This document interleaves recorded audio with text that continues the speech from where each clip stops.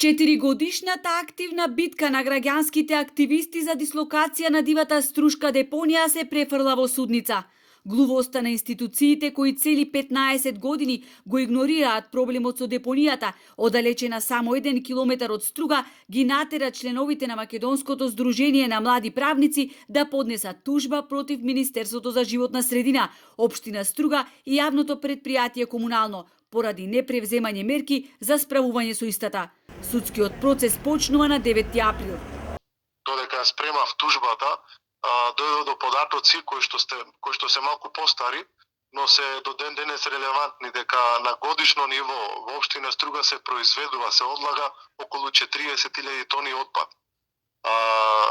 Што значи дека сиот тој отпад се одлага на оваа депонија и тоа би значило просечно во годината во висина да расте оваа депонија по спрат и по или два спрата. Досега неколку пати се поднесуваа кривични пријави против непознат сторител, кои практично завршуваа во ќорсокак. Затоа одлучивме да ја поднесеме оваа граѓанска тужба, која е прва од ваков вид во држава, вели Ќатовски. Политичарите, како на централно, така и на локално ниво, ја злоупотребуваа состојбата за меѓусебни препукувања и себепромоција, а ништо не направија. На хартија се обезбедија пари за депонијата, но таа не се дислоцира. Единствено се направи претоварна станица која никогаш не профункционира, обвинува дел од градските советници.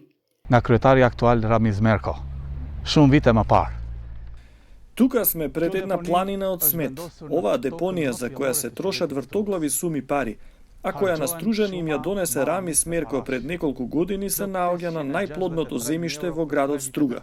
За последните 3 години, 2018, 2019 и 2020 година, потрошени се вкупно 563.000 евра за одржување на депонијата.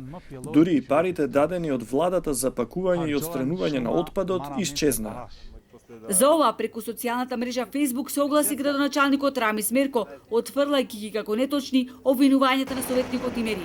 Инаку дивата депонија, за која пред 2 години Мерко рече дека е толку чиста, што таму може да се оди и на пикник, повремено повторно чади и ги труе стружани.